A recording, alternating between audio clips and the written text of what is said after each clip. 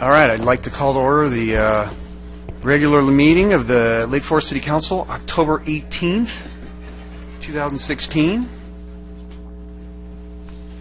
I think we just have Scott Voits, not currently here. And tonight the invocation will be led by Mr. Jeff Hetchel, chaplain of the Orange County Fire Authority. Welcome. Thank you, Mr. Mayor, and thank you, staff. If you allow me to give thanks for us, God, thank you for the great city of Lake Forest. Thank you for the leadership that this good council and their staff provides for us. Would you give them wisdom tonight? Thank you for the Orange County Sheriff's Department that's protecting us tonight. Thank you that there's fully staffed crews with OCFA out there. We are ready, Lord, tonight. Thank you. It's in your powerful name I pray. Amen. Amen. Thank you. And with that, I think we're going to have the Pledge of Allegiance led by Councilmember Gardner.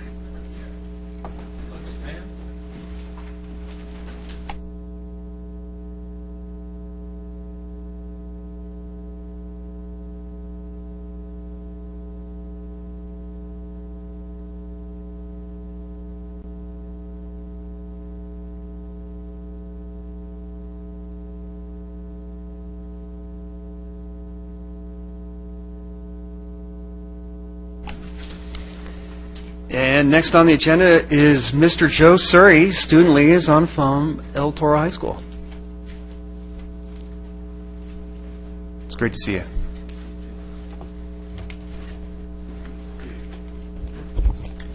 Good evening, Mr. Mayor and council members. Joseph Surrey here, reporting to you the fun-filled week El Toro just had and the more fun we will be having. El Toro has been very busy getting ready for Homecoming Paradise, our homecoming dance, from selling tickets at Snack and Lunch to seeing some very cool and unique homecoming proposals. El Toro ASB has been hard at work making sure this will be one of the best homecomings in El Toro history, and we are very excited for it. Other exciting events that have taken place are El Toro's Top 10 Homecoming Court. 5 senior boys, Isaiah Birmingham, Christopher Denning, Kevin Fromm, Jacob Millsap, and Red Heart Ramos, and the top 5 senior girls, Sophie Goldstein, Madison Miller, Bonnie Huang, Gabby Hernandez, and Emma Ingracia have the chance to be El Toro royalties. Other exciting events that have taken place at El Toro is the annual blood drive, in which students 16 years and older can sign up and donate blood to the ones that need it. Sorry. El Toro's full sports are in action and doing very well. Both boys and girls cross country are mid-season and putting El Toro on the map, especially senior Hannah Tobin, a 4-year varsity runner who has finished first in her last 3 races. El Toro football has also been doing well, winning their first league game against Aliso Niguel. Upcoming events at El Toro to look forward to include an instrumental music concert on Wednesday, October 19th at 7 p.m., the Homecoming Fair on October 27th, the homecoming game against Laguna Hills at El Toro on the 28th, and the big homecoming dance on October 29th. Thank you all for listening. That is all for tonight, and as always, go Chargers. Thank you. Thank you, Joseph.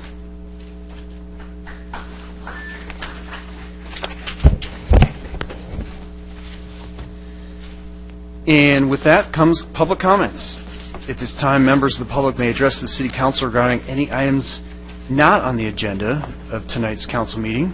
No action can be taken on these items, and comments are limited to 3 minutes. Any person wishing to address the City Council, if you can please fill out one of those nice forms, a request to speak form. And when you're called to speak, you'll see 3 lights. The first is green. After 2 minutes, the light will turn yellow, and your time has expired when the light turns red and you hear a buzzer. And I don't have access to the buzzer, so just so you know. Madam Clerk, have we had any requests to speak? Juan Ortiz, followed by Anthony DeRosa. Welcome. Welcome, sir. Good morning, gentlemen. Good evening, gentlemen. My name is Juan Ortiz, and I've been a homeowner in Lake Forest, El Toro, since 1988. I'm here to request that the City Council reconsider the denial of claim for damages that I have filed with the city. Before you, the package I provided was the 2 receipts from Orange County Plumbing. I initially hired them just to unclog a clogged toilet. And lo and behold, we found out that the damage was not due to the toilets or anything inside my property line, but rather outside from the tree root intrusions into the pipe. And that was approximately 100 feet beyond my home. Once that, I was told to file a claim with the city. I did that on September 19th. And then on October 15th, I received a denial for the claim from the city. Also, you have 3 pictures, one from the inside my yard showing that I have no trees inside my property line.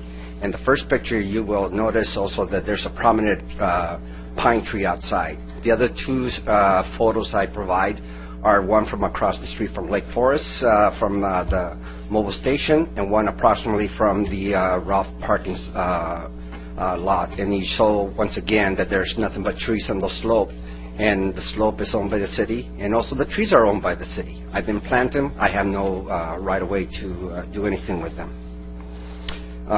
Additionally, I want to point out that approximately 2.5 years, my neighbor, Jim Smith, at 21761 Rimrock, he also had a tree, but that tree crushed the pipe, and it required the water district and the city to, number one, fix his pipe, and also remove that the tree that had laid on the Trabuco roadside. I also spoke to the insurance adjuster, and he stated that he denied the claim because he said my pipe had separated somehow and that it went into the roots were allowed to go in. Well, how can he assess that since there was no excavation done or a physical inspection of the pipe?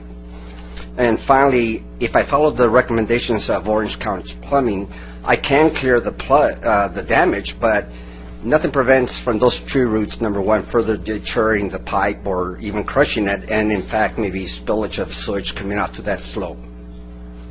Gentlemen, I'm a former Marine, and I take my responsibility seriously. If I had caused the damages, if that was on my side of the yard, then I wouldn't be before you. So, as a responsible citizen, I feel that it's the obligation of the city to take care of something that, number one, somebody planted trees near a sewer line that I have no control of. I don't maintain it, and I hope you... Thank you. So our policy that we've passed unanimously is to address comments at the end of this public session, so I'm sure we'll have a comment for you after this session. Thank you, Mr. Ortiz. Anthony DeRosa, followed by Dave Alexander. Welcome. Start me yet. No, I'm just, my name is Anthony DeRosa, and my wife and I are homeowners in Lake Forest. I'm here on behalf of a growing number of homeowners that are trying to cope with the disgusting and unhealthy amount of feces that accumulates on our streets, sidewalks, cul-de-sacs, driveways, common areas, and plant beds. As you know, this mess is caused by flocks of geese who feed on the berries that fall from the ficus trees that line Overlake Drive and parts of Ilamere Lane. It's impossible to avoid stepping in this waste when you leave your house. The ground is littered from driveway to cul-de-sac to sidewalk to street. It cannot be avoided. Street sweepers contracted by the City of Lake Forest and sweepers contracted by the Lake Forest Community Association come by once a week. Within 24 hours, you would never know they were there. It's probably the worst I've seen in my 15 years that I'm living there on that street. Village Pond walkways are power washed 3 days a week. Our area, our sidewalks are never touched. And our street sweeper comes by once a week, does up to the curb, does a fine job. And again, like I said, it's nothing is done about it after. Most of the aforementioned applies to the Lake Forest Community Association also. While the city is responsible for the streets and the sidewalks, our HOA is responsible for the common areas and the cul-de-sacs. As your constituents, we are demanding that the City of Lake Forest and the Lake Forest Community Association work together with us, the affected homeowners, to solve this problem. It is both shameful and embarrassing that this situation has been allowed to persist in our beautiful city. Hopefully, we still have seconds left. Where do we go from here to start to talk about this matter, discuss a solution to it, rather than just discuss it and have it go away? That's why I'm here tonight. Thank you. And just to clarify, I could have sworn I heard you say Islamar. Is that? Yeah, Could it you is give us- Islamar. Could you give us the streets again? There are two streets, as it is right now. Two streets are Overlake Drive and Islamar. They intersect. Not all of Islamar is planted with them. I think a lot of the trees were removed. But a number of them are, and every homeowner that has one on the common property or, well, would-be common property has signed. We have about 20 names so far, which we've gotten in 3 days that I've walked the neighborhood, and I have about 20 more coming. Great. So there's a lot of concern to this. We're very serious about trying to get something done. I will be meeting with the community associations. Thank you. And just so you know, our unanimously adopted policy is to address your concerns at the end of this section. So, thank you. Dave Alexander, followed by Nancy Cagley. Dave Welcome. Alexander. I have a couple pieces of property here in Lake Forest. I've lived here since 1971. I live adjacent to the Baker Ranch treatment plant, the Baker treatment plant, and the Serrano Summit residential community that they're going to put in. The Irvine Ranch water hasn't been so neighborly with the neighbors. The Baker treatment plant, they're going to put a chemical facility in that it's going to store 10,000 gallons of ammonia, and they're going to manufacture chlorine in that same area. Yet we have no evacuation notice what to do in case there's a spill. Number two, there's a noise issue with the pump station. I think there's a 300 horsepower pump which is enclosed in the building, but we don't know what the noise is going to be that comes out of that pump station. And number three, they put a huge radio tower up, and it's probably arguably the biggest eyesore in Lake Forest. And I'm just asking to get some of this mitigated, like maybe make the tower stealth so you can't see it, maybe make it a windmill or a tree rather than an eyesore. And if you guys could help out on that. And that's it. No, thank you for your comments, and we'll try to address it after the end of the public comment section. All right, thank you. Thank you. Nancy Cagley, followed by Andrew O'Connor.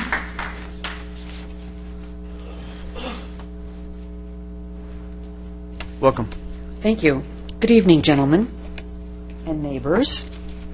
I was thinking about the last meeting that was kind of outrageous. It got out of hand, and there were several issues about having sheriffs in the back and having timeouts and whatever.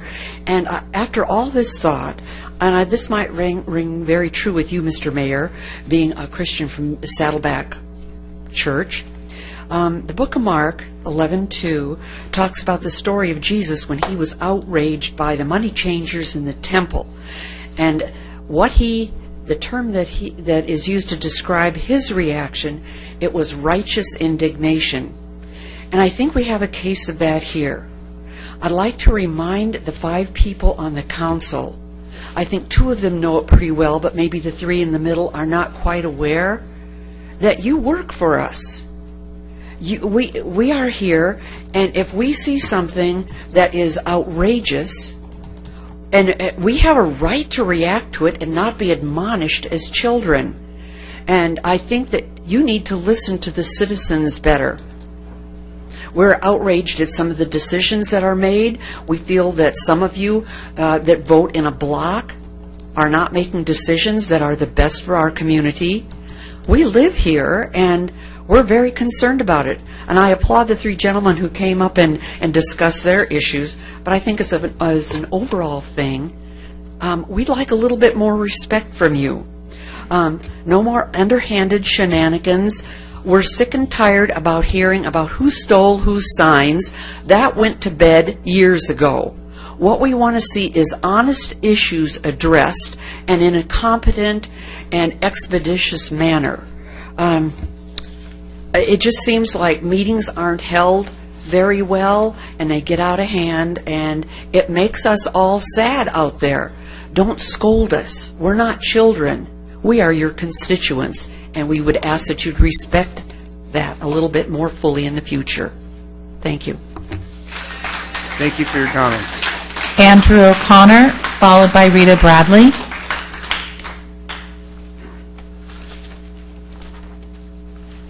Welcome. Hi, good evening, Mr. Mayor. My name is Andrew O'Connor, Foothill Ranch since 1990. I'm here tonight to address Scott Voigt's position on the Vector Control Board, that I'm asking for him to resign that position. The why is, first, you don't take the position seriously. You're absent at meetings, and when you do attend, you leave early. Second is your involvement literally in your own backyard here at Lake Forest Elementary. You said parents were overreacting to the situation. You did not attend the parent meeting. Only after Vector Control did announce that Mike was present on October 5th on the campus causing the problem. Please see the Orange County Register, October 5th, Exhibit 1, Paragraph 2, where it says Mike Specialist Steve Bennett. You are literally exposed, Councilman Voigt, for not knowing what's going on in your own community. That's why you should resign. Furthermore, you criticized Council Member Nick and Dr. Gardner for attending the parent meeting at Lake Forest Elementary, and you said they hijacked the meeting. Seriously, sir? They hijacked the meeting? They were doing what they're supposed to do. Council members went there and sat in the back to find out what he was doing. That's not hijacking a meeting. That's why I will vote for them and support them.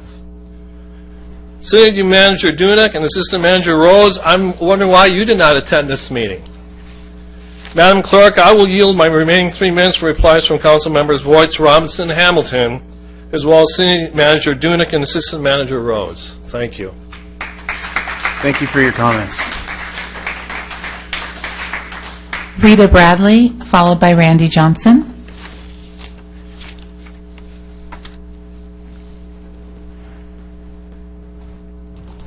Welcome. I'm Rita Bradley, and I've attended several meetings just recently. I just have to say I am frankly appalled by the rudeness and disrespect that I have seen given to our Lake Forest citizens when they are in here to give their 3 minutes. I understand that you, Mr. Hamilton, do not personally cut them off, but the cutoff is being done at the direction of the City Council. I have been to many meetings by various groups. I have never, ever seen the rudeness and disrespect that is given to our citizens. We're supposed to be the city of kindness. I do not find that kind at all. I find it very disrespectful. I believe that if this is truly the city of kindness, what should be done is let the person know their time is up and to ask them to please finish their sentence. I will tell you, I cannot look at these lights while I am speaking. I am looking at my notes, I am looking at people, and I would kindly appreciate that. Thank you. Thank you for your comments. Randy Johnson, followed by Terry Anderson.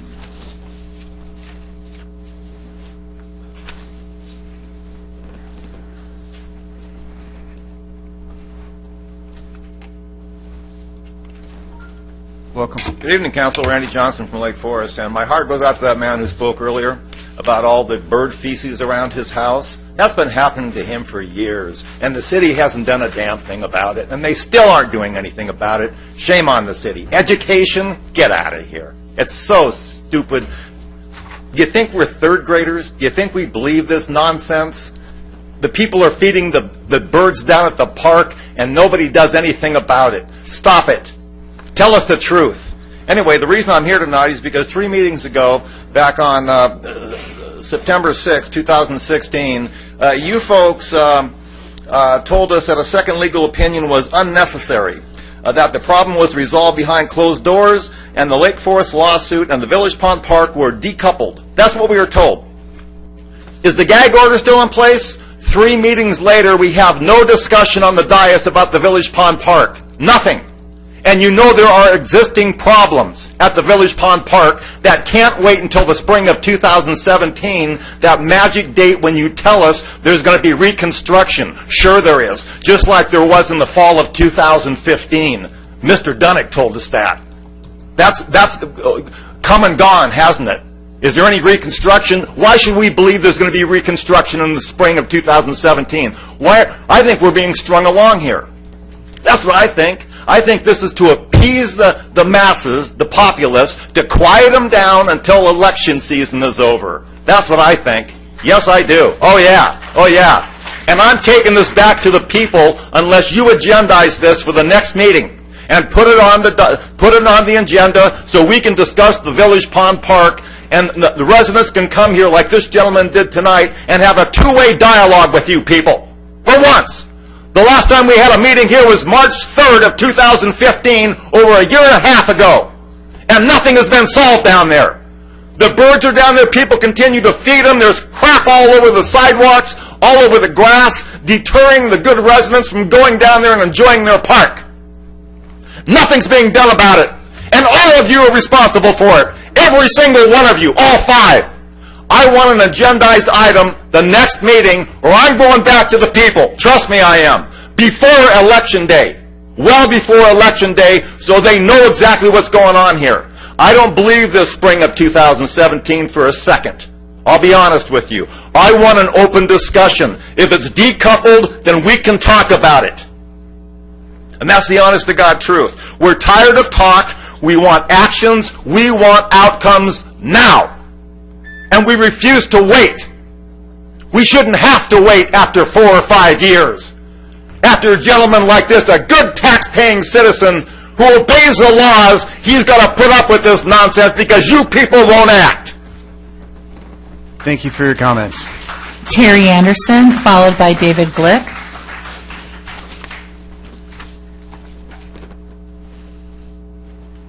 Gentlemen, good evening. Welcome. I'm here to talk about Boys and Girls Club and Tour del Toro, the annual fundraiser for the Boys and Girls Club of Lake Forest, a new program which I know you have agendized to talk about this evening with Mr. Carter. I'm here just to give you a gentle reminder about the emails that I sent to each of you in regards to an event that we hold as part of the Tour del Toro. It's just a little rodeo thing we do for our smaller children in town to teach them the rules of the road. They can come out with their bicycles and scooters and learn what stop signs are about, and right turns and left turns and all that sort of thing. Had an opportunity to talk with the Sheriff's Department. We have them on board. We just need to get the funding squared away for that. I know last year you helped us out with that, and we're hoping you'll help us out again this year to allow the stars to come out and have a supervising officer on board to run the event for us. So with that, I would hope you would agendize it and discuss it at the end of your meeting. Thank you very much. Thank you for your comments. David Glick.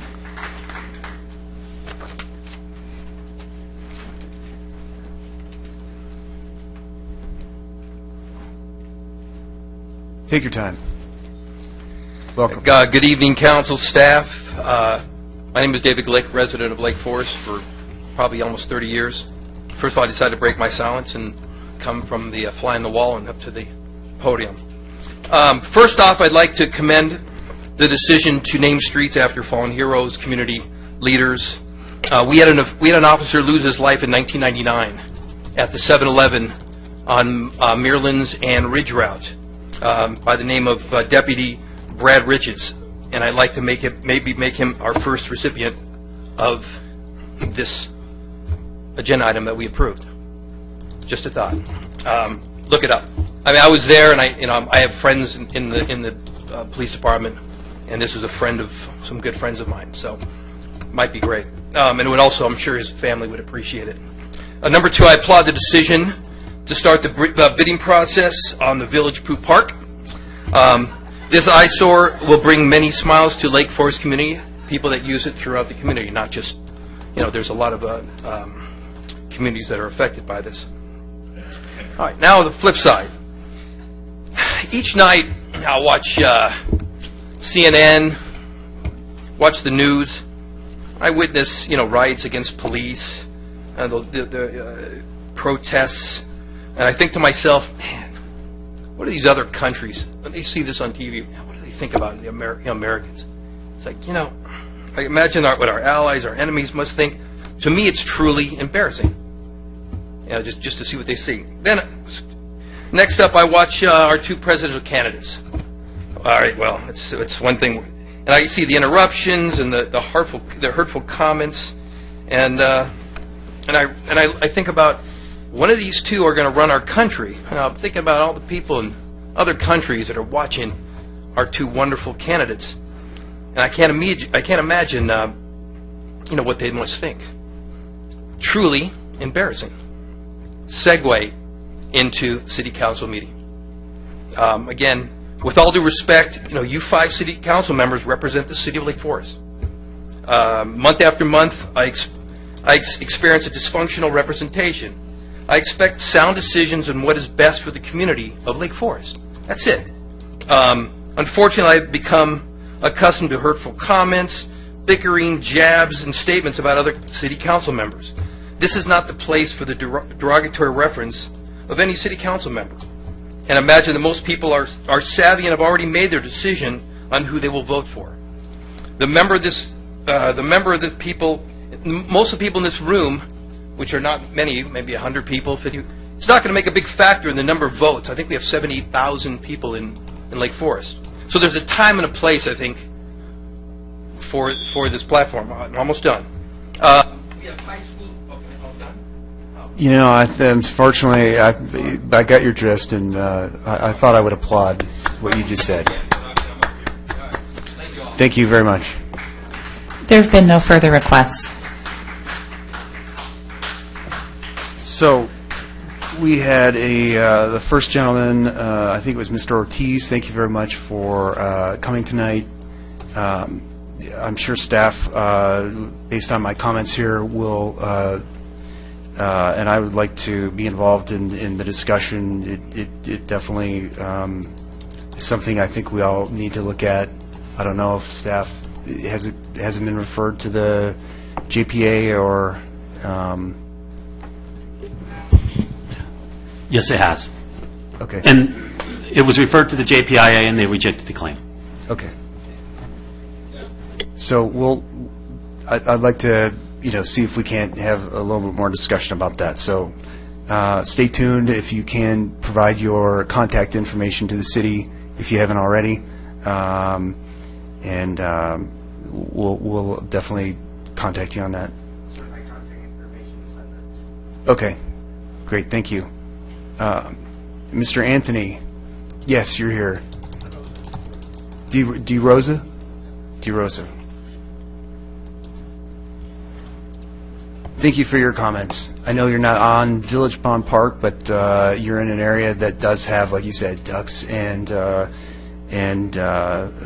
sidewalks are an issue. So, maybe staff can get your contact information too, and we can have discussions to try and remedy your situation. So thank you for coming and speaking tonight.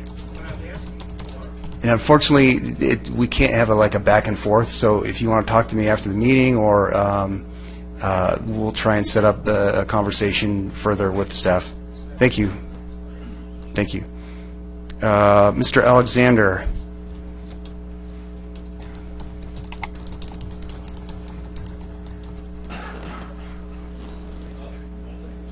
Oh, that's right. Yeah, okay. I did take notes. So you had the noise of the 300 horsepower pump, the chemicals, and the radio tower.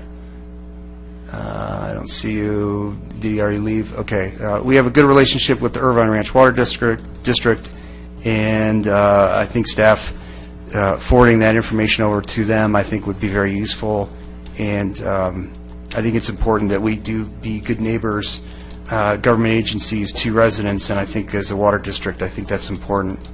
Just to interrupt you on this subject for a moment, because Mr. Alexander has been in contact with me, and he's already made IRWD well aware of all these problems, and they've kind of said, live with it. So I know he's not here, so I guess I'm speaking for him.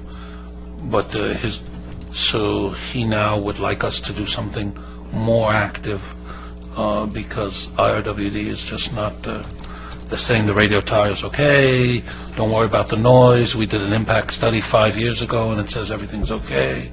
So they're kind of shining him on. So he would like us to do something more assertive than just refer it back. Sure. I know the general manager there and was planning to continue talking and saying that that's something I'm going to outreach to him too. I think some other speakers mentioned our rules of decorum. We unanimously have adopted rules of decorum that are found in council policies in the Lake Forest Municipal Code. Those rules allow for applause, but they prohibit any other form of interruption. And we view this as a business meeting of the city, and we need to do the business of the city. And so we just have some slight rules to try and get the meeting to move. And so those are the rules that we've unanimously adopted. Let's see. I thought I was taking good notes.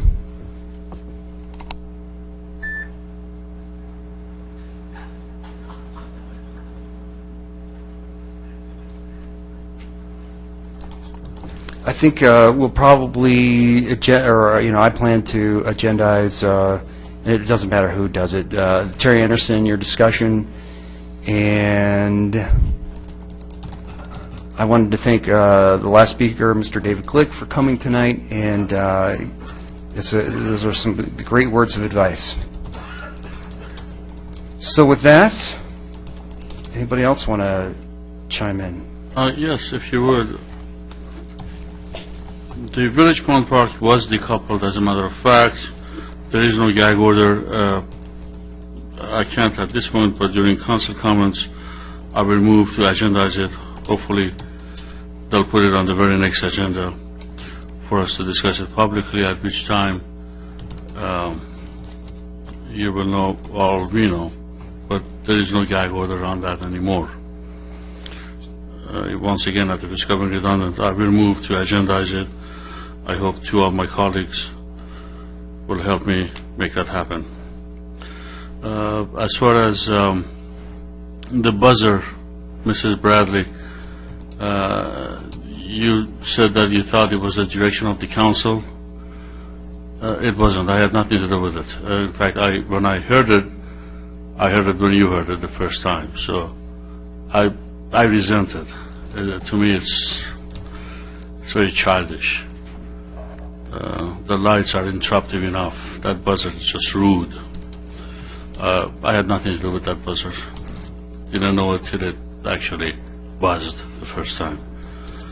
All of the comments have been addressed.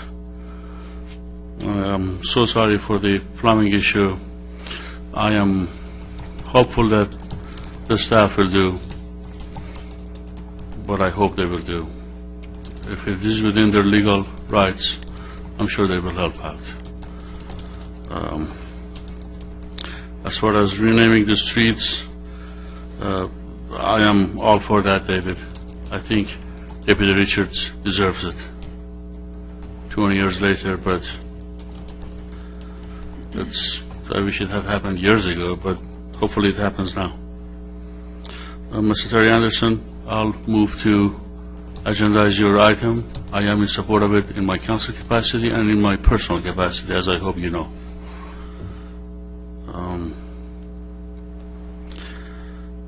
And the other matters have been addressed by my colleagues. Thank you for listening. Yeah, I just want to say Brad Rich is, he sacrificed his life for our community, and I think that would be the smallest, token that we could do. So I'm sure there's going to be, well, at least there's another councilman to my right. So did staff want to comment at all about the Village Pond Park? I thought I saw some discussion there. Okay. All right, that leads us to... Oh, go ahead. Okay, I had a couple of comments. The first one is, I think this procedure of holding all the comments and then waiting at the end and people leave is a little bit silly. So later today, I'll ask that we review the rules of decorum and also to include Rita Bradley's comments about the cutoffs. So it's in response to those comments. With regard to the claim and with regard to Mr. DeRosa, I guess I think you left it a little bit too much up in the air. I'd like to ask the city manager to put those in our weekly report so we can see what's in there rather than just rely on, kind of amorphous, let's follow up. But so I'd be more comfortable with that so I know it's followed up with rather than just left up in the air. I'll be talking later in council comments about the Baker treatment plant. And let me clarify with the city attorney. So I'm still gagged, right? Village Pond Park. They got to check these things. Mr. Mayor, council members, the FPPC opinion is still in effect, so anything having to do with Village Pond Park can't be discussed by Dr. Gardner. That's correct. Well, wouldn't it be more accurate to say anything that has to do with the contract between the HOA and the Village Pond Park? Yeah, anything that could affect the finances of your interest Right. can't be discussed publicly. My $5 a year interest, we don't want to compromise that. Okay, but so that later on I'll be able to ask that the construction get on the agenda, or will I not be able to ask that? Between now and that point, I'll take a look at the FPPC letter and confirm that. Okay, thank you. That's all I had, thank you. The Irvine Ranch Water District and the tower up there, I wasn't aware they had a large radio tower up there, and the fact is they're doing so much with camouflaging radio towers that I think that I will drive up there and look at that, but the fact is that the Irvine Ranch Water has been a very good partner for the city of Lake Forest, and they've done a very good job in Sacramento and the state of California in doing a lot with a little, because the amount of rain we've had in the last few years. Irvine Ranch Water District is a district that is well respected in the water community, and they've done a great job in providing us with water. I'll drive up there and see what David was talking about with that. As far as Andy O'Connell, I was at Lake Forest Elementary School the night that the council members showed up at the city, or at the Lake Forest School District.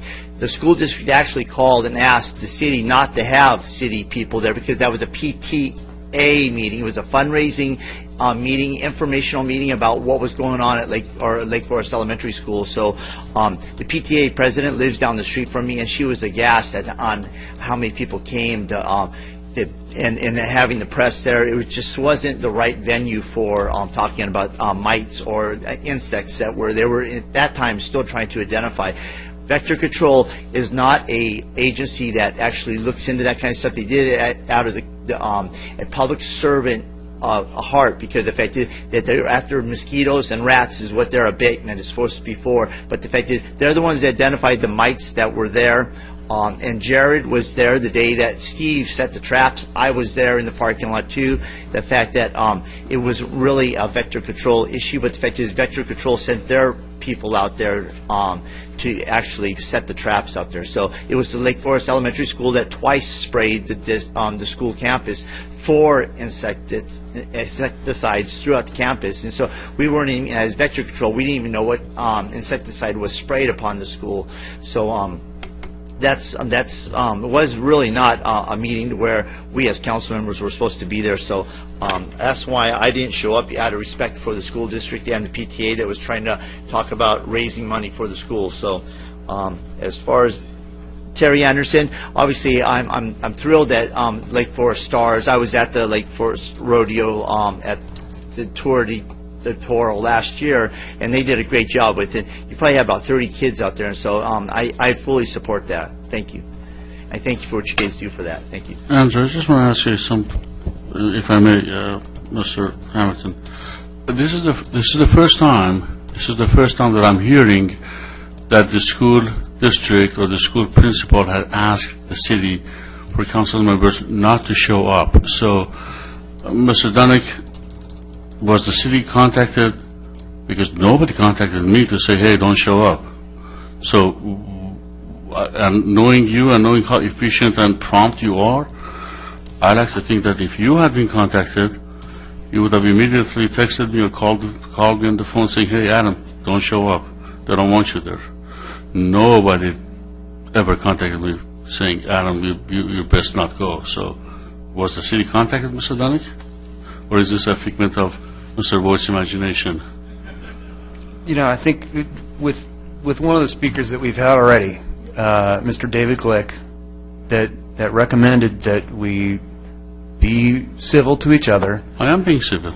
You said it was a figment of his imagination. Well, it's one or the other, Andrew. It's one or the other. It can't be. They can't usually. It's. So are you saying that? Let's just ask. I'm just going to say, Mr. Dunick, if you'd heard that, you can respond, and we're going to move ahead. We don't need to discuss this anymore in further detail after Mr. Dunick's comments. Mr. Members of the City Council, I personally was in communication with the superintendent of the district throughout the entire event. He indicated to me that that meeting would be for the PTA. Okay, so let's move on to the warrant register.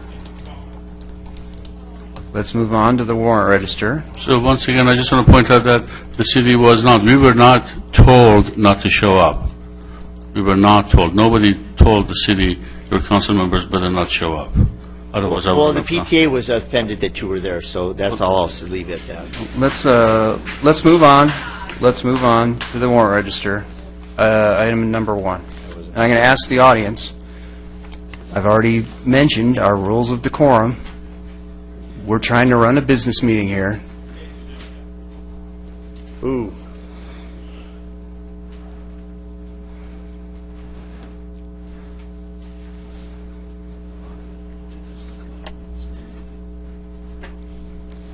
So the warrant register, agenda item number 1. I'd like to move the warrant registry.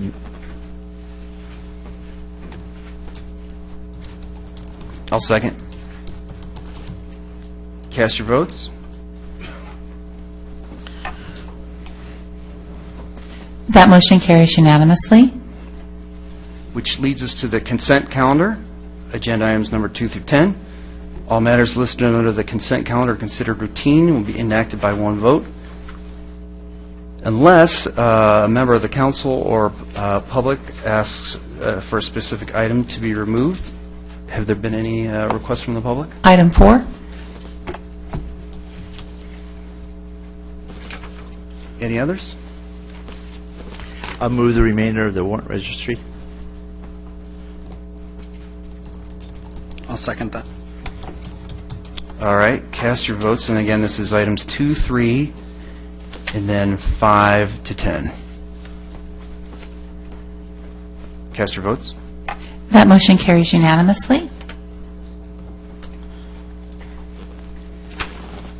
Agenda item 4, adoption of ordinance number 287 relating to the naming of city property and city streets, submitted by city clerk and removed from the consent calendar by a member of the public. Randy Johnson.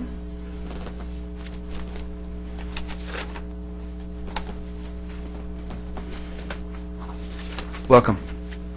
So Randy Johnson again. You know, this is America. And in America, we have a right to have unpopular opinions. I have a dissenting opinion about this. You know that because the last couple of meetings, I told you why I disagree with this item. It's got nothing to do with Brad Ritchie's, by the way. Okay? I'm talking about integrity and good practices in government. This is what I'm talking about here. And the lack of conflict of interest. Now, at the last meeting, he tried to pull a hurry-up offense on me without the city manager or these people talking about the staff report. These meetings aren't for you, Mr. Hamilton. You're not a king, sir. You're just a mayor. These people have an opportunity to hear staff reports when they come to the meeting. And they have a right to know why the last council refused to put any city employees and a possibility of naming streets after them or parks. None of you talked about that. You didn't talk about it, Mr. Gardner. Mr. Nick, you didn't talk about it. Nobody talks about Matthew Sampson, specialist Fourth class, U.S. military, who lost his life in Afghanistan in 2009 from Lake Forest. Nobody talks about that. Nobody talks about the 68 U.S. military personnel from Orange County who lost their lives in the Middle East between 2002 and 2012. You know about this too, because I gave you a handout. You know about this. Nobody talks about it. Nobody talks about Matthew Sampson. There's no plaque for him. Well, I've got a little story down at the Village Pond Park. There's a commemorative plaque down there for Brad Ritchie's and another gentleman who lost his life, not by a crook. I think he was shot by another officer in a training exercise. Robbins is his name. Okay, there's a plaque down there. You know, it's only about 20 feet away from where the birds congregate. I walked down there with my dog the other day. There was bird crap on it. Yes, there was. So disrespectful. Why don't you do something about that, Mr. Robinson? Why don't you move his plaque out of the line of fire away from those birds? Huh? You don't even talk about that, do you? All you want is glory. The police union gave $86,000 to a supervisor just lately for his campaign. He voted for the police pay raise just recently, 8.5%. You don't think that stuff happens? And as far as the $15,000, they didn't give it to you personally, but you got it indirectly because they paid for the anti-recall information that went out to include what many said was a racist newspaper. That came from the Association of the Sheriff Deputies. That's the truth. You three benefited from that. And you can't deny that, Mayor Pro Tem. You can't deny that, sir. All right? So no wonder you're voting for it. I wonder about Mr. Gardner and Mr. Nick, why they're approving of this. They call you people liars and everything else for everything you do, but on this, all of a sudden, you're little Lord Fauntleroy. Thank you for your comments. So I thought I'd just read a little bit from the resolution, the ordinance, rather. The City Council, are there any other public speakers? There were no additional speakers. Okay. The City Council may name any public or private street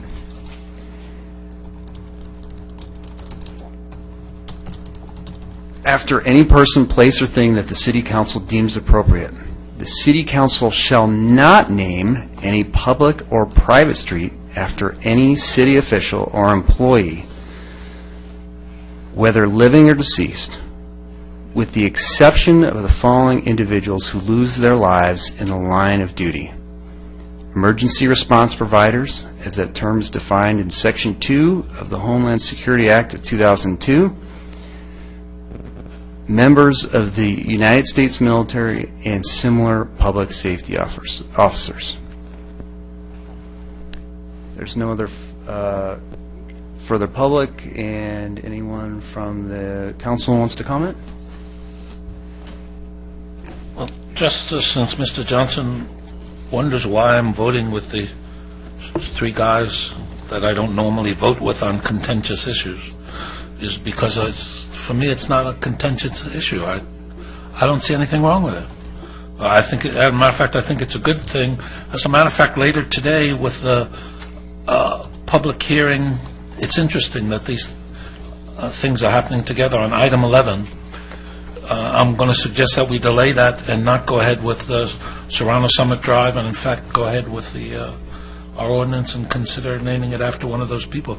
So I think it's a good thing. I believe Mr. Johnson's upset because it's being used for political purposes, but the item itself, I think, is a good thing. That's why I voted for it in the first place, and I guess I'll vote for it again tonight. All right. With no further comments, unless... You know, with the lack of respect that Orange County or the men and women of law enforcement are getting across this nation, I think it's only right that the cities that respect what they do for us and put their lives on the line every night as we lay our heads down at night and getting a good night's sleep, knowing that there are men and women out there willing to give their lives. I think that it's only respectful that we honor them also. So Brad Ritchie's partner that night was actually a gentleman that lived across the street from me, Sergeant Dave Hartman. was supposed to be on patrol with him that night. So I actually attended that funeral at Saddleback Church, and I actually saw the heartfelt sadness of our community that lined El Toro Road as the Cactus Stick drove back down El Toro Road. And so the respect that we showed for them, I think that it's only honorable to allow us to make mention of them in our city that will forever last, because the fact that they gave of themselves the most costliest thing. That a father was lost, a husband was lost, a child was lost, and the fact is that these men and women actually are the best of what's out there in the community, and the fact that across America, the authority of the badge isn't being respected like it used to be. When an officer told you to sit on the curb, you used to sit on the curb, and now people are talking back to them. So their job has gotten a lot harder to actually do out there than even when we were all growing up. For the fact is that I think that the authority of the badge has been disrespected by so many out there. I think it's a continuation. I think that it's an honor for us as a city to even be considering this, because the fact is that because there have been law enforcement officers that have died in this community, gave their life, gave their very last sacred oath of office as they were out there protecting to serve our community, and they lost our lives in our community. I think that it's only respectful for us to be willing to make a small gesture of our appreciation, naming something after them, so that their life lives on in legacy in our city. So with that, I move item number 4. Second. All right, any further discussion? Seeing no, let's cast our votes.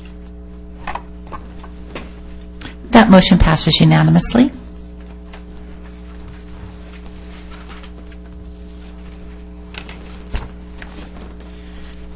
That takes us to the public hearings. Agenda item number 11, public hearing to consider renaming Indian Ocean Drive to Civic Center Drive and a portion of Biscayne Bay Drive to Serrano Summit Drive, submitted by Assistant City Manager.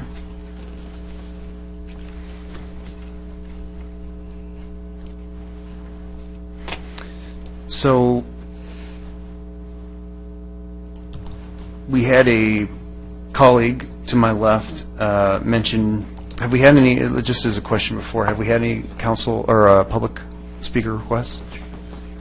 We've had no request to speak. However, this is an advertised public hearing, so it would be helpful if we opened the public hearing and then if there was a discussion to continue it. Sure. But we need to definitely open the hearing. Just wanted to know that first. So yes, so I'm going to open the public hearing. We'll receive the staff report, or we can choose to potentially, I guess we could change things around. If you wanted to comment on. Yeah, my feeling was, I thought, as I said before, it was an appropriate thing for us to do, and now we suddenly have to be naming something. It just seems karma to me that those two things should be happening together, and those names aren't very inspiring to me. Civic Center Drive or Biscayne, Serrano Summit Drive. So I thought it would be appropriate to have the staff put together, a report for us of, given that, and given we have to name anything, I don't want to embarrass the possible recipients because maybe they don't want a street named after them, et cetera. So there's some behind-the-scenes work that has to be done, who should get it, and then inquiring whether or not they want it, et cetera. But I thought that's a better way to go than this pretty boring name. So that would be my recommendation. I totally see your point of view and agree a lot with what you're saying. I just think these are probably smaller roads in the grand scheme of things, and I don't know if we would want to consider maybe a larger roadway. I don't know. I'm not saying, I'm not trying to propose any at this current time, but no, but and maybe that's what the report would come back and say, that we should do larger or, given that this is the civic center, and I agree with Scott's comments, they're here forever because they died here. So, honoring them forever with the name of a street seems to me particularly appropriate. And then a civic center, what's more of our core than the new civic center? So although it's a small street, it seems to me that's a really important street, and one that will get a lot more people memorable to it.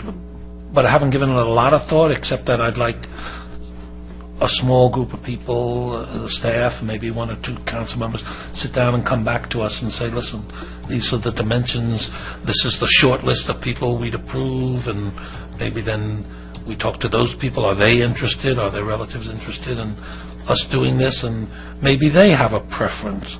Maybe one of these people that we're thinking of naming a street after really lived in Foothill Ranch and loved Foothill Ranch, so maybe it would be appropriate to do something in Foothill Ranch. Or maybe they were interested in the council, so that would be really the appropriate thing would be for a civic center. So there are lots of questions to be answered and more work to do, but also I believe in karma. Just the fact of these two things happening at once suggests to me that at least that's something we should consider. Was there anybody from the public that was speaking? No. Okay, thank you. I suggest that we go to a staff report, and we can open up for discussions more. That sounds like a good idea. Thank you, Mr. Mayor, members of the council. I do believe that there's some information staff would provide that may have a bearing on what you would think and maybe would care to do tonight versus doing something in a much broader perspective later on. So with that, I'm going to turn it over to Deborah Rose. Mayor and members of the council, I'd like to introduce Management Analyst Amanda Wicker. She's going to be providing your staff report for this item. Good evening, Mayor and members of the City Council. This evening we are conducting a public hearing to rename two Lake Forest streets, Indian Ocean Drive and a portion of Biscayne Bay Drive. Both of these streets are located just east of our current location and intersect with Commerce Center Drive. First, we'll discuss the proposal to rename Indian Ocean Drive, followed by the request from Irvine Ranch Water District to rename a portion of Biscayne Bay Drive. The future Civic Center will be primarily accessed off what is currently Indian Ocean Drive. In anticipation, staff recommends renaming the site's primary access street to better identify the facility's location. There are 4 commercial properties addressed on Indian Ocean Drive. One of the properties is currently unoccupied, and the other properties are occupied currently by construction-related businesses. Since July 2016, staff has been conducting outreach to the affected businesses and property owners to notify them of the upcoming construction and subsequent renaming of the street. In September, staff met with representatives of the Indian Ocean businesses to discuss the project and street renaming.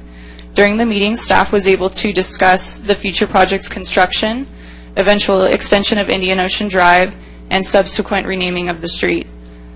The businesses do not experience heavy customer traffic and express no concerns with the street's renaming. In an effort to further minimize any impacts to the businesses, staff has provided ample notice of the street's renaming, which would not occur until 2018, which is closer to the anticipated completion of the Civic Center. As previously stated, this hearing is also being conducted to rename the southern portion of Biscayne Bay Drive. In August 2008, the City Council approved a development agreement with Irvine Ranch Water District for the development of Serrano Summit, which is a residential project located adjacent to the future Civic Center. Irvine Ranch desires to rename the future development's primary access street to Serrano Summit Drive. Given that the name of the development is Serrano Summit Drive, Irvine Ranch believes that the name would better identify the housing development's location for future residents and guests. As such, Irvine Ranch submitted a formal request via letter and a fee deposit to request the street's renaming, and the proposed street name change will only impact Irvine Ranch Water District, as they have the only property address currently on that portion of Biscayne Bay Drive. There's minimal fiscal impact, associated with the proposed street name changes, with an estimated cost of a few $100s to change and install new street signs. In summary, staff recommends adopting both resolutions as the proposed street name changes will improve wayfinding and identification for both the future Civic Center and the future Serrano Summit housing development. This concludes my presentation. I'm available to answer any questions. Thank you.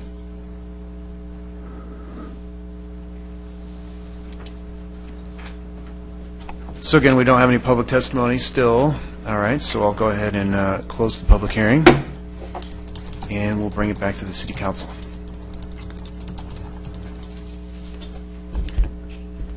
So the overall topic that we were having regarding Agenda Item 4, I have given a lot of thought. They're just my own, so and I haven't shared them. My plan was to do so after the election, so that this issue wouldn't be politicized, because I think that's the last thing any of us want to do. So I think probably all 5 of us could agree on that. So with respect to this particular item, I'm supportive of the staff's recommendation, because I think that on top of the fact that we have 2 streets, 2 roadways there, we also have some businesses that are along those particular areas. It sounds like we've already had discussions with those businesses. I would assume those businesses are going to be listing the street name on their business cards and on their websites and all those sorts of things. And you know, I think this would probably set all that back. I know that we're not in a hurry to do so, if they're going to be renamed in 2018. But I feel like I support the staff's recommendation to move forward with these, and I think that you know, after the election might be a good time to start talking about some things that we might want to potentially name, and I think those that people are interacting with a lot. Could be something at the Civic Center itself, but you know, I think the streets specifically, I think some directional, I think wayfinding was the phrase that you used. I think that you know, this is probably the most appropriate way to go at this point. So those are my comments.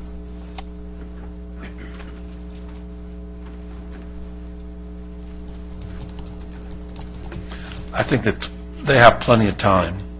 So I don't think time's a dimension. I don't think it's political, you know, because we're all in favor of it. So I don't see it as being a political issue, and it's the karma that, you know, compels me more than anything else. Just the things happening together like that. I make a lot of my own personal life decisions based on karma. So that's telling me we should combine these two. Or maybe not, but wouldn't it be interesting if one of the people who we could name one of these streets, probably the Civic Center Drive, was interested in government and maybe planned to run for city council? God, he had such bad judgment that he was going to do that. But, you know, so there might be an emotional thing there as well. And then wouldn't that be nice to be able to do that? So understand the Serrano Summit in IRWD, and that probably makes sense for that thing. But, you know, what are we on? Commerce Center Drive.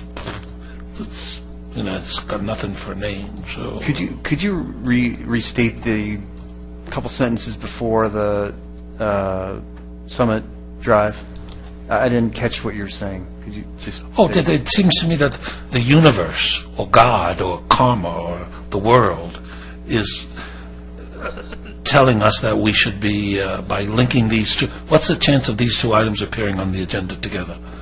Very small. So that seems to me that the universe is speaking to us and saying, why don't you consider, given that you've gone this way, and now you suddenly have to name something, and you've just changed the way you're going to name things, okay, probably you should think about that. I didn't hear the word, so you repeated it. Thank you.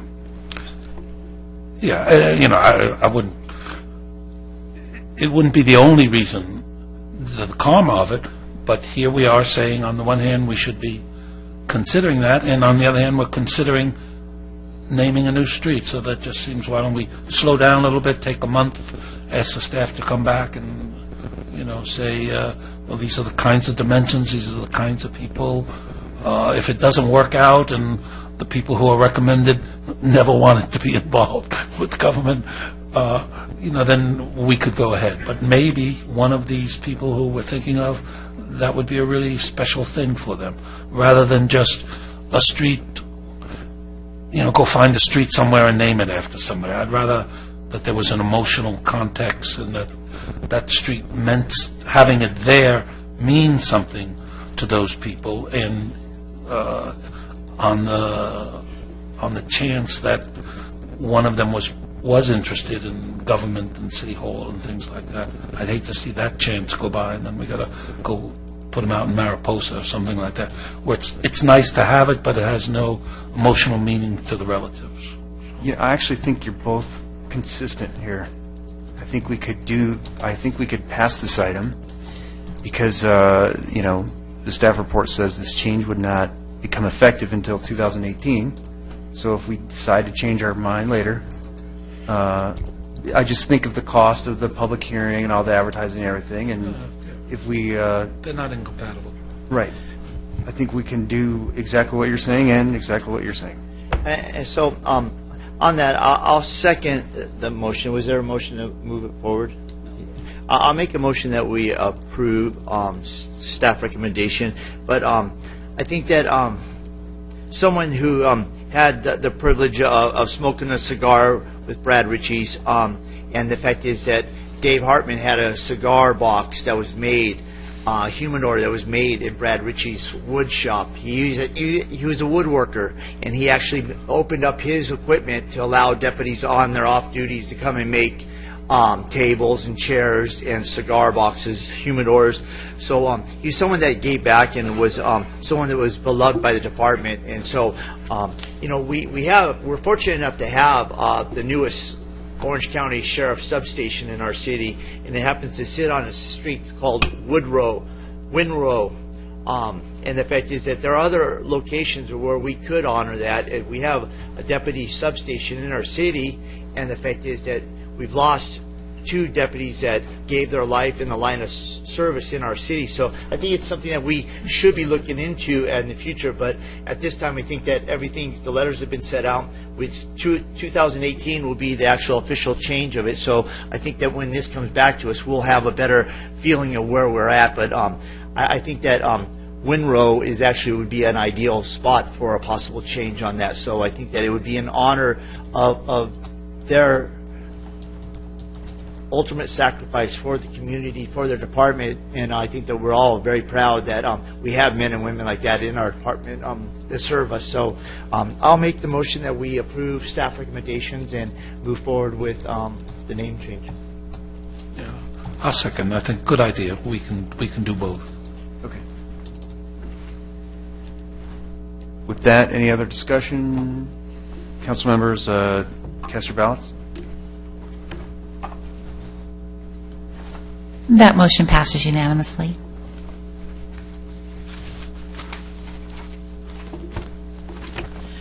Agenda item 12, consideration of providing city-owned land for use by the Boys and Girls Club, submitted by City Clerk.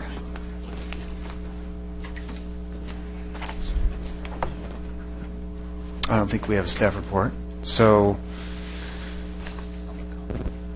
do we have any public speakers? Yes, we do. David Carter. Welcome. Thank you. Honorable Mayor and members of the council, I want to thank you first for allowing us to have the presentation to be made to you back on September the 6th, and which prompted this item to be brought forward at this time. I've given you a packet of some preliminary things that I've done just so we can promote what the conversation is about. Boys and Girls Club is intending to lease or desires to lease the parcel that the city might be able to provide to us. I gave you a drawing or a selection of a parcel that the city has that is landlocked. I chose it because I had to determine what size location we would be able to use, so if we got into conversation we could actually narrow it down right from the get-go. This parcel that I've mentioned, which is on El Toro Road, is landlocked. It's a 7,000 square foot parcel. On that parcel, I can put a 4,000 square foot facility on that, which would serve over 300 kids per day. This is an example of what is currently down at Boys and Girls Club Laguna Beach. The advantage to the city and why we're trying to do this is there are kids in the community that after school we need to provide more for them, more structure. There's art, there's things of that nature that are not currently provided through the school district. This gives an opportunity for the city in hopefully a couple of years to maybe have an alternative. We looked at whether we were going to decentralize or centralize our location. And I provided a little pro forma in there that shows that, you know, you're looking at if we were to rent a facility from the school district, if we just did facility with no maintenance, we're looking at $381,000 a year. If you're looking at with a maintenance contractor on there, you're looking at $581,000. This is equivalent to what the city will look like in doing those negotiations. By determining what our costs would be at a centralized location, the same number of people, we can do it for $47,000 a year, just for personnel and the facility. So there is an opportunity here for the city at some point to have a choice that when they come up to renegotiations of any contracts providing services to kids, we have an opportunity to do so. I just want to emphasize we're looking to lease a facility, a building. No, we're not looking to lease the building, to lease the land. We'll build it. Over the last 3 years, I've raised $123,000 personally. There'll be no question that we'll be able to put this thing together in that time frame. It's important then we address these kids in this particular area. I looked at the parcel down on El Toro because it's centralized and would bring in the kids that we need. We've got kids at, okay, I'm done. We have kids down at Olivewood that are operating at 50%. No, thank you. And maybe we can ask I'd questions. like to hear more. Kind of cut him off in mid. Ask a question. Okay. Okay, I have some questions for you. All right.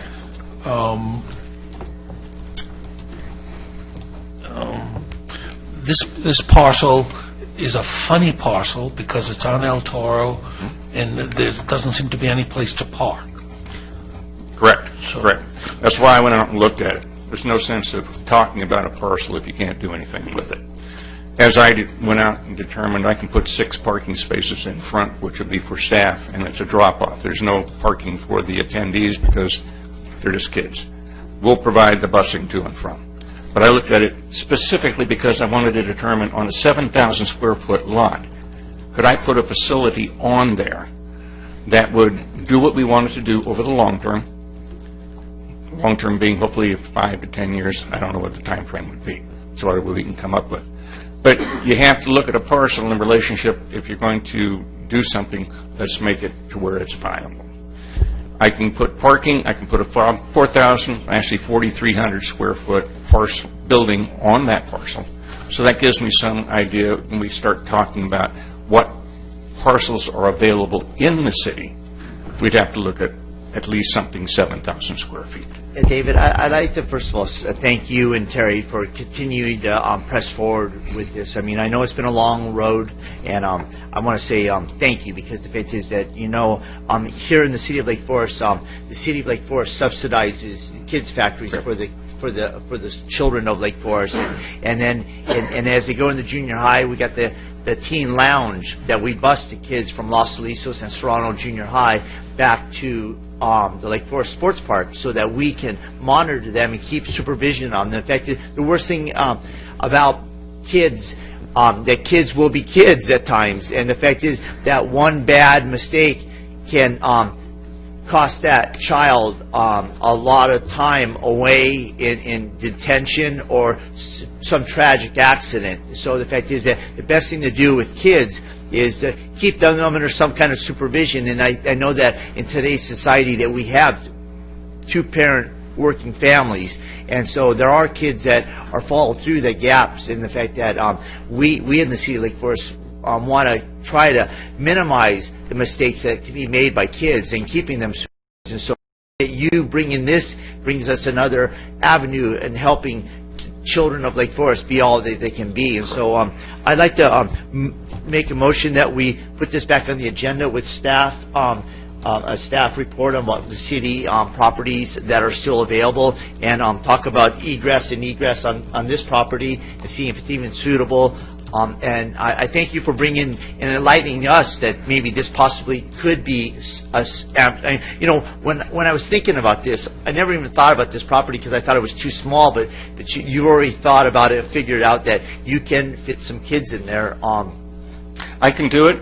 It's something that can be done in a short-term period of time, depending upon the nature of whatever the agreement is we can come up with. And this is just a single-story facility. If I ever go two-story, then I've doubled my capacity. Yeah. But based on what's down at Laguna Beach, they're using this first-floor segment essentially for their game room, their administration, and things of that nature. Plus, this has got available area for the kids to get off out and about and behind. There's a 30 by 60 area in the back for outdoor activities. That's one of the essential things that you need. And if we did it on a park site, then you have a little more flexibility with what you can do.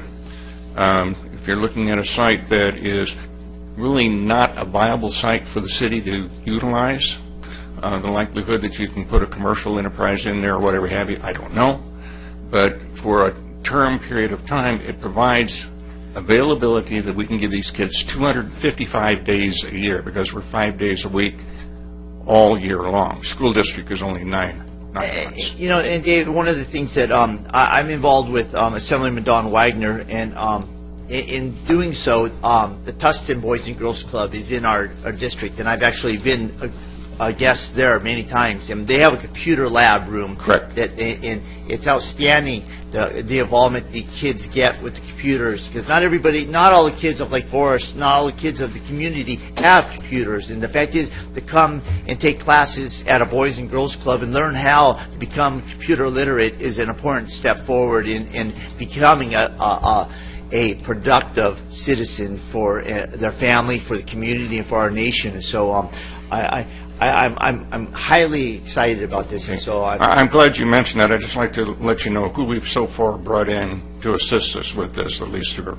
have provided funding.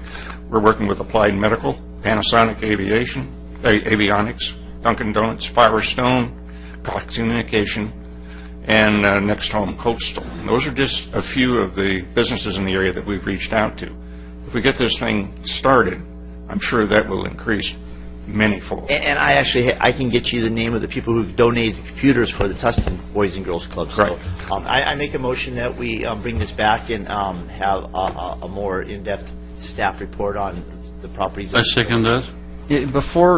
Can I I know there might be other people who want to comment too, but I would be interested to know, and you might know for Tustin, but other cities, and you might know this too. Yes.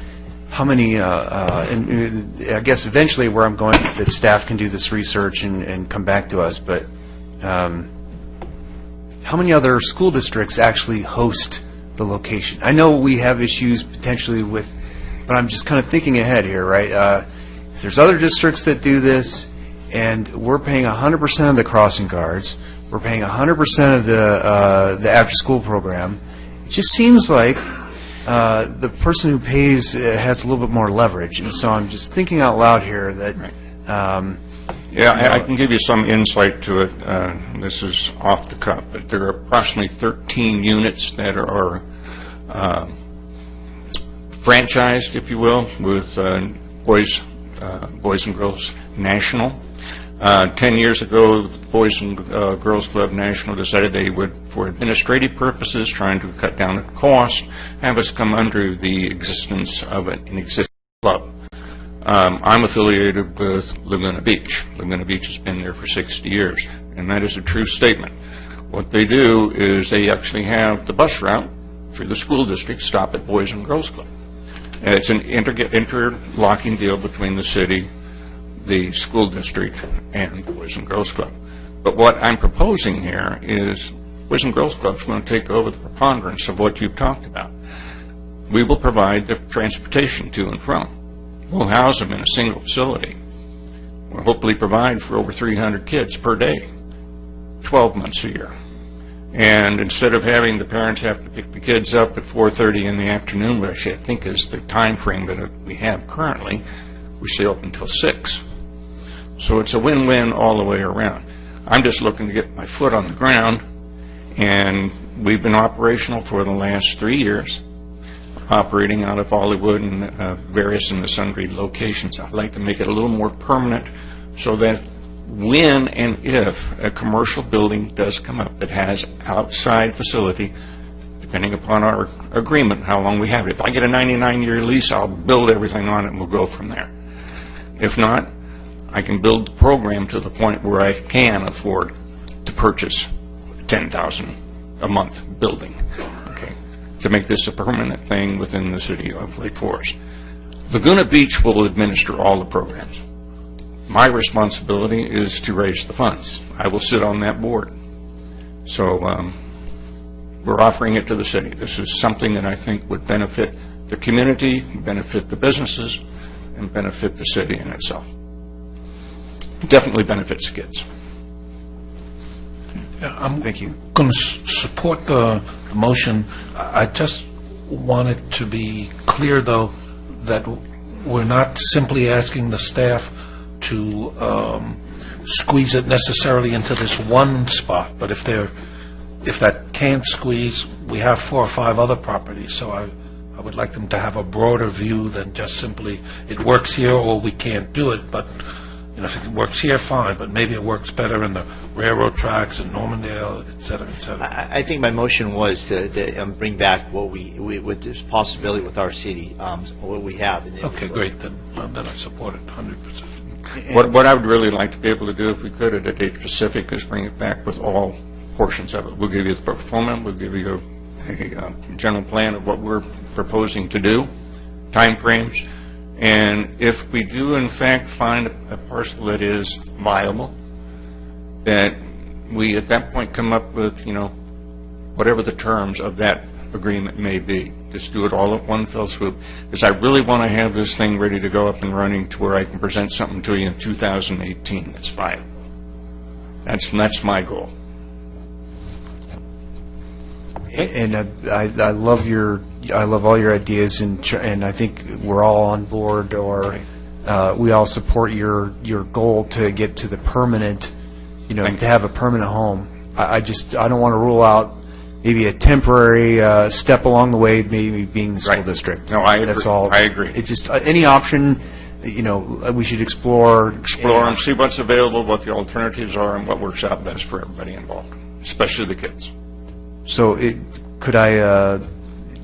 does your motion allow for that flexibility to explore all options? No, to bring it back for discussion. We will be discussing location and possible agreement with and other sites. I think that's something that I will make myself and staff of Laguna Beach available anytime we want to get together and discuss any particulars. Yeah, and just to expand it, so we test all the universes there. It would also be possible. To some extent, city land is also in flux. Correct. What happens. And that's so it fine. might be something that moved. Correct. That wasn't necessarily permanent, but could move at some point, would also be a possible alternative. When we start talking about terms and the length of time or the availability of the parcel, that will determine what we can put on it. Right. I mean, if I were to be able to secure a parcel for a 2-year period of time, I can't build a structure on it. Okay, if I get a 10-year cycle, or if I get more than that, then I'm talking I can put a physical structure there. So that's the viability and the flexibility that we're bringing to it. But I got to tell you, I haven't got 25 years left to go, so I'm trying to get this thing done. I've been working on this for 10, so I really, really have my date of 2018 to be ready to go, so I can really give you guys a great package. Thank you for your time and consideration. Thank you. Thanks for what you're doing. Absolutely. So just for clarity, could someone read back the motion, if they have it, or Maker? Do you want to repeat it? Basically, for staff to come back with to us with the city parcels that we have and the possibilities of ingress and egress into that property. That would be a major concern of mine right here for kids picking up in that. But if Dave, are you still here? You can stay there. Have you looked at the brick and mortar that's already up in the city? I mean, see if there's any. No, I've looked at brick and mortar. In order to do something that's viable, now, granted, we've been operating on a Bollywood Elementary where it's subject to the whims and wills of the school district, which is not the easiest agency to work with in the world. They have a little more concern with competition that we may provide than anything else.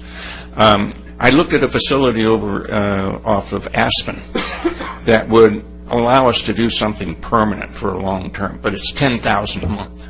Okay, I'm running a program right now at $25,000 per semester.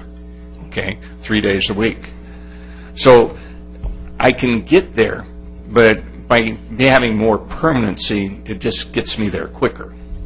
I would love to be able to acquire that building. But when I go to the board of directors at Laguna Beach, they're going, okay, you have to have 50% of the acquisition cost in the bank before you can do that.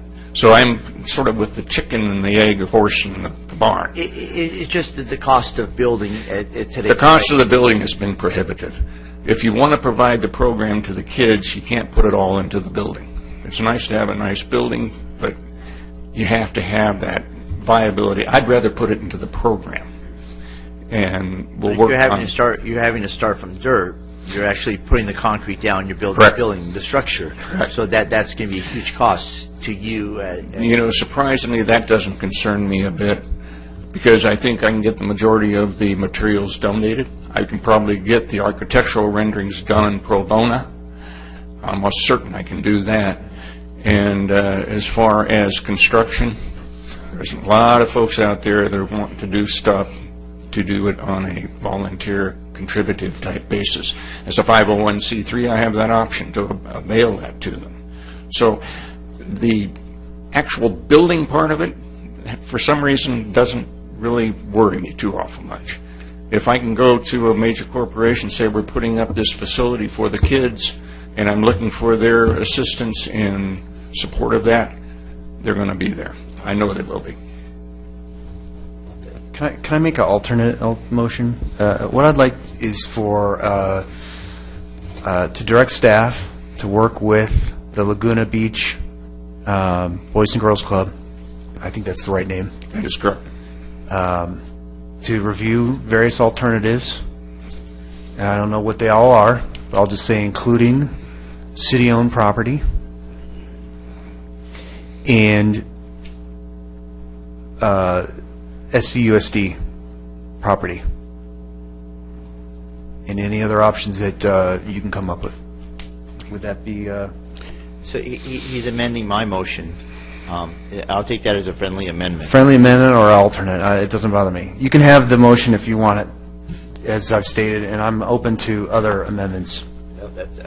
I move the motion. Thank you. You're good with this, David? Pardon? Yeah. Really, what we're looking to do is get a date specific to bring back as much information to council so that if we have an agreement reached, we could consummate it. If we have discussion between, and I'd like to bring alternatives. I always believe in multiples. That if we have one parcel that we can do this with, we'll provide that to you. If we have another one we can do this with, I would like to bring that to you. Whichever is the most viable option, I would like to bring to council so that it can be considered at that point in time. All right, great. Now, you're in agreement with all Yes. that Scott and Andrew. Everyone has said essentially the same thing. So let me ask you this: is there something that should be in the motion or the amended motion and it's not? Not that I can think of, because by working with staff and our working with staff, we can knock out and hammer the items as to length of time, facility, what we would be able to do, et cetera, et cetera. I think we can bring a concise package back to you. Great. So I second the amended motion as well, just like I did on the first one. Thank you. Thank you. Thank you, David. Procedurally, we have minority consensus, so we have to bring this back to another item, so we can't necessarily be giving much direction today. I mean, we can in asking for a more robust staff report, but not actually working with outside entities. I don't think that we can do that. No, I'll let the city attorney opine on that. Mr. Mayor, council members, if the staff works with an outside entity in creating the staff report and the options that it brings to the council, that would be okay. What can't happen is the council can't take a final action tonight, for example, to approve a facility on a given piece of property. But staff would be free to work with an outside entity to come back with options. Great, thank you. Any other comments? Okay, so we have a motion from Mayor Pro Tem, second from Councilmember Nick. No more discussion. Let's cast our votes. That motion passes unanimously. Thank you. Agenda item 13, notification of appointment opportunity, League of California Cities, Association of California Cities, Orange County, and/or the Orange County City Selection Committee, submitted by City Clerk. I make a motion we receive and file. Any other speakers? No request from the public, no. All right, we have a motion and second. Any discussion? Cast your votes. That motion passes unanimously. Which leads us to the city manager's report. I have nothing further this evening, Mr. Mayor. And that goes to Councilmember Gardner. Okay, I got a bunch of things. The first one is a letter you have in front of you from Santiago, the Catholic Church on Trabuco Road. And they have for many years been interested in extending Old Trabuco Road so that it connects up with Trabuco Road. You know, the intersection, you're all familiar with that. And they have several reasons for wanting to do that. And they're laid out in the letter. Just briefly, it would make it a lot easier for people to get in and out. It would make it easier in cases of emergency. And it would also alleviate the traffic that goes at that intersection, which is 50,000 vehicles going past the other intersection, would be a bypass that would allow it. So they're interested in us pursuing that. On their behalf, I did contact Director of Public Works to find out what the problems were with acquiring that land, and lo and behold, we own that land. That land is ours. So put that in the packet for the next. We could squeeze the whatchamacallit in there too. So, but there are issues with the costs of that, and then of course, even if the issues of cost can be dealt with, there are issues with the people who live there besides the church people. So there are 4,000 church people, but there are hundreds of people who live on that street. So it's a long and complicated process, but it would begin with us agreeing today to have the Director of Public Works come back to us with the idea of how much this costs. Obviously, if it's going to be too costly, there's no point in going through all the other steps, but to at least come back with us for preliminary costs. So I'd like consensus to ask the Director of Public Works to come back to the council with an idea of how much this is going to cost us. You have mine, sure. Yeah, You have my support. mine too. And I'd like to clarify that is the lower driveway to Santiago Compostela Church. It's in essence an extension of Ridge Route. Ridge Route. Old Trabuco Road. Yeah, but I'm just saying you're talking about this land, it's Ridge Route ends. Oh, yeah, yes, it might, yes. It's kind of like an extension of Ridge Route connecting Old Trabuco at Trabuco. Yes. Okay, thank you. The other issue is, we talked all about those multi-purpose rooms at the last meeting, and then we were talking about, well, the seniors are in the day and the performing is in the night, and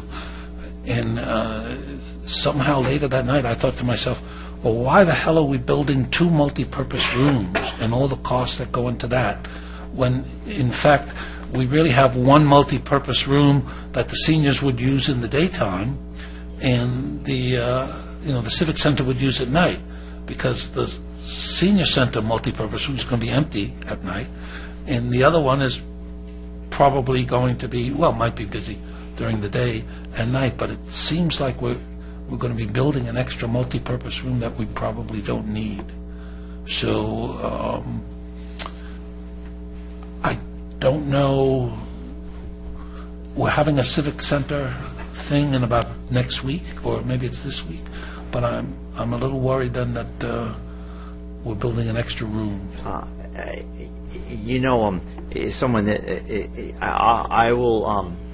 There's nothing to be consented because we're going to be discussing. No, but I'm saying it because I'd like you guys to think about it rather than spring it on you in 2 or 3 weeks. Think about that. That seems to me we got an extra thing. We'll receive a file. Okay. And the other thing is I'd like to, IRWD. So I'd like, oh no, you had said you're going to handle that. Okay, so that takes care of that. They also, I'll send you the correspondence I have. They also have a concern about a fence that hasn't been, looks not so good. Yeah. So I'll send you all my correspondence for you to do that. And then the other thing is, I know the mayor constantly reminds me that I voted for the decorum stuff, and I must have been half asleep that night. So I'd like to go back and review those issues, like the cutoffs and the idea that we do it all at once instead of doing it, item by item. So I'd like to get consensus to bring that back up for. You got my consensus on that too. Okay, thank you. That's all I had, and thank you to everybody who's still here. Hopefully it won't take more than a couple of minutes. What Mr. Anderson said, I would like to agendize that to see what we can do as a city. I agree with that, and the only reason I didn't make the motion is because I used up so much time. Thank you. So I have your support on that, I take it? Yeah, Tour del Toro. Right. To agendize it for the meeting so that it can be funded before they meet. Right. I think I talked to staff, and I think we need 3 to have it go toward action at the next one. So anyone can be the third. I'll do it, but will you be the third, Andrew? Yeah. I think we're all in favor. So actually, we have a. Don't. We don't want to get too close to the brown. So we do have 3. Andrew is on board. So, all right, that takes care of that. Can we agendize a public discussion as to what we're doing on Village Pond Park? Now that it's been decoupled and there's no gag order. What? No, I'm asking him if I can say anything. FPPC said you can't participate. Well, I might be able to. He was going to check to see if I could. Well, at this point, he's going to look into it, but I would like this to be discussed 2 weeks from tonight. I know, I'm asking him if I can. Oh, I thought he was going to, I apologize. I thought you were going to check that tomorrow. I thought with Halloween coming up, I thought I heard the ghost of Jim Gardner. Not yet. I apologize, Mal. I thought you were going to look into it tomorrow morning at the office. I took a look at it tonight instead. Mr. Mayor, council members, so 1090 issues are notoriously complex, and they are dangerous just because the penalties are stiff.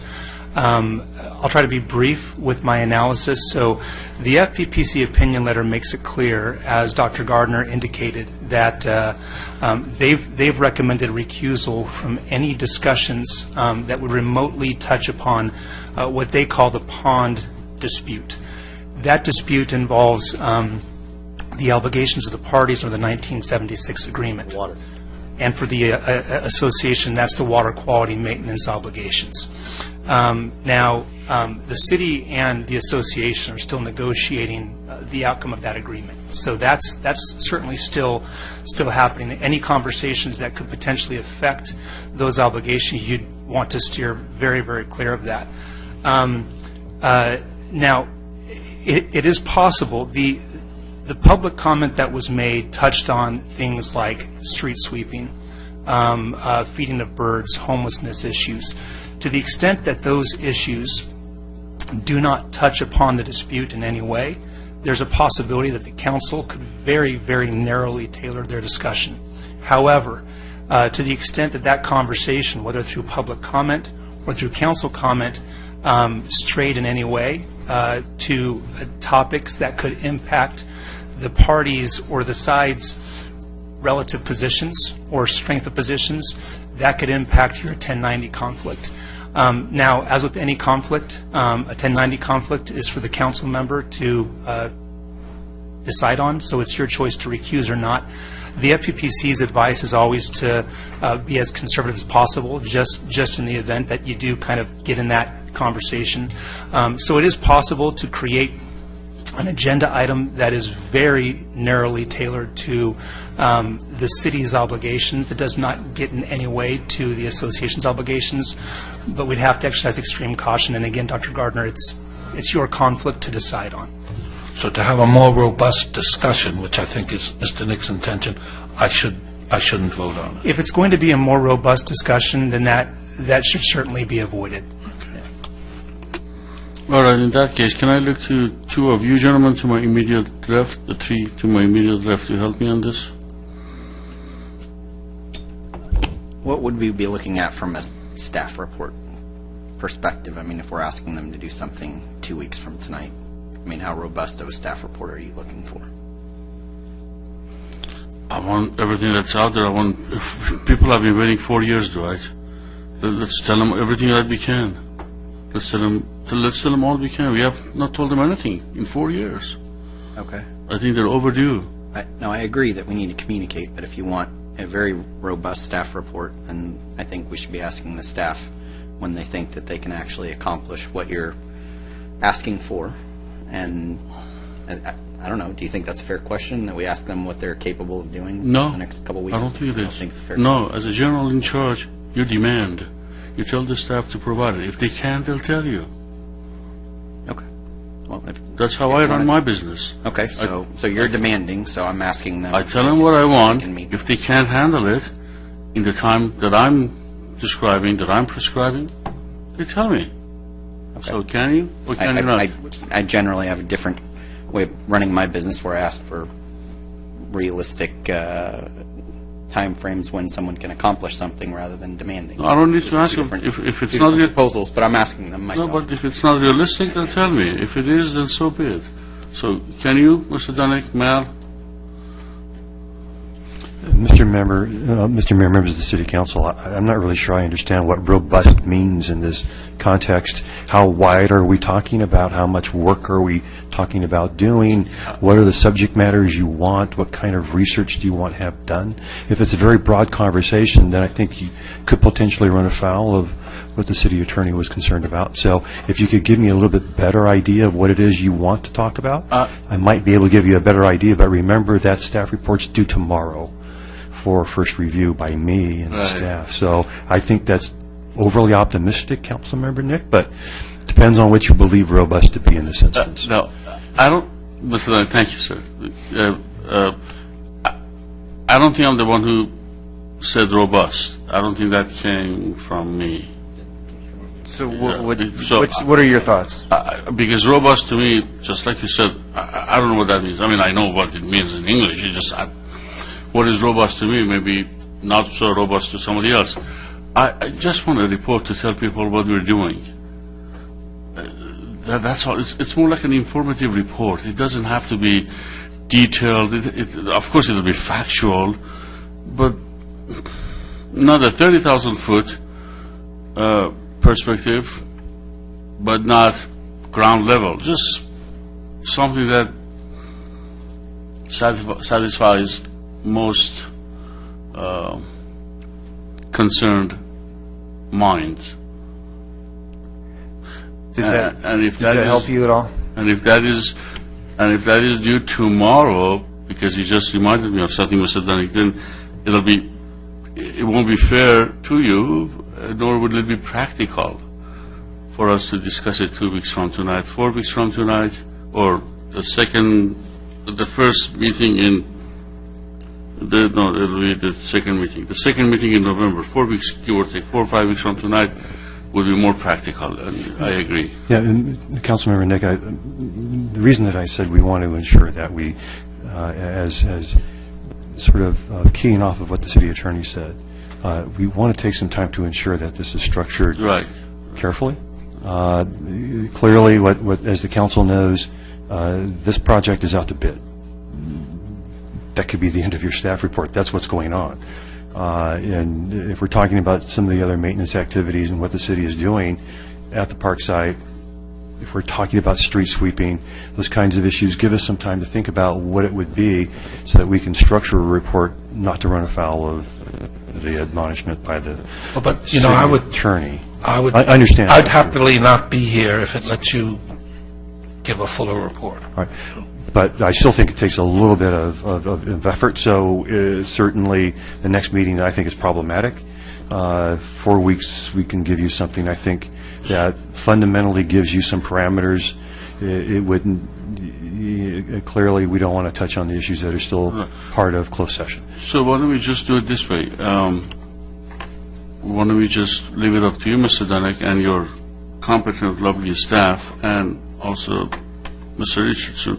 Why don't we just leave it up to you folks to come back at the time of your choosing? Of course, as quickly as you comfortably can, but comfortably being the operative term here, at the time of your choosing.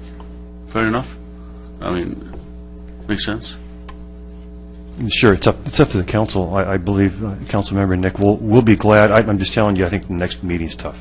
Right. Certainly a month, again, depending on what the expectation is that the council has about how broad this conversation is, what the expectation is of the members of the community who want to have this conversation. And as the city attorney said, where that conversation goes starts to create some potential issues. And it could, to a certain degree, for some people, feel like an exercise in frustration because of the limitations around that conversation. So with that sort of admonishment, I think we can structure something for you if it's the desire of the city council.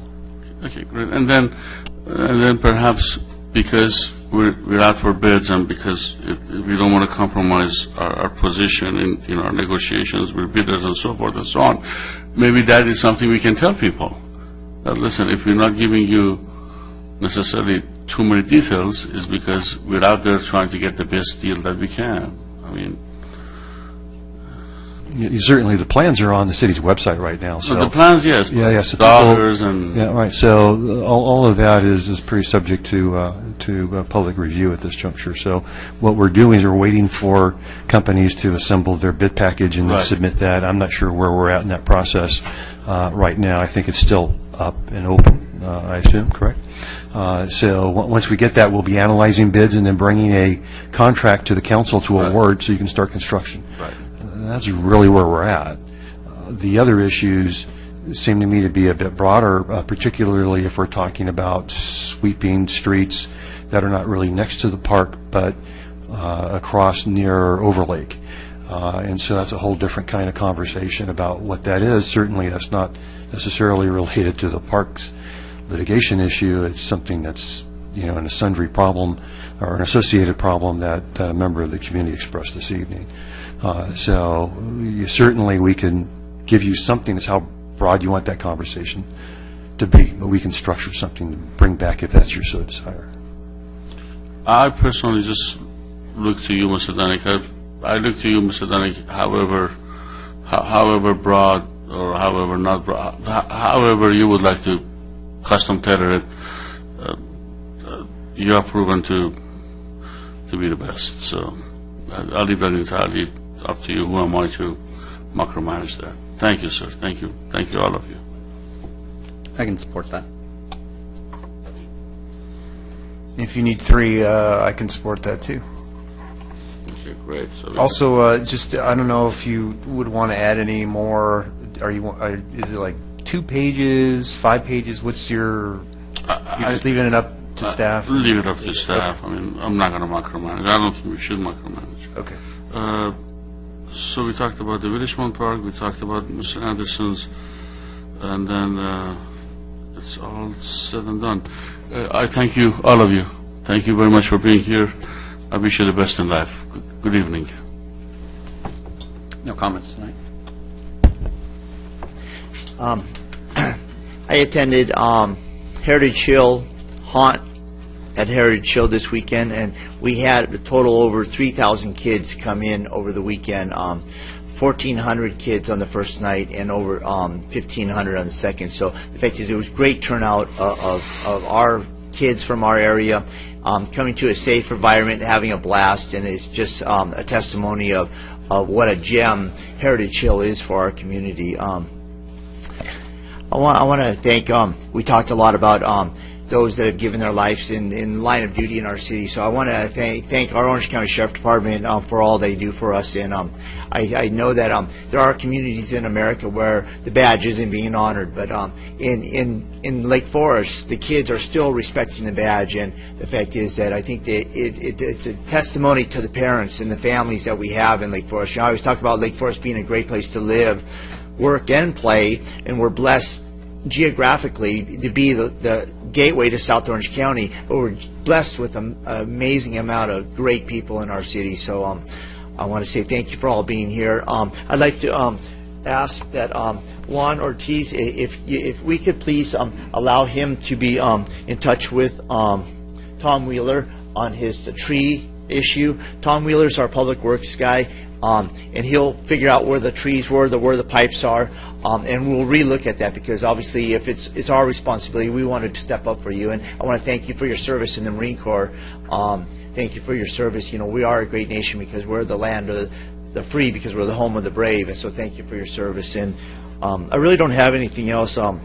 Irvine Ranch Water District has been a great partner for our city, providing great water to our community, and been one of the leaders in the state in reserving banking water, where they're banking water in other areas of the state so that they can trade water to have more water here.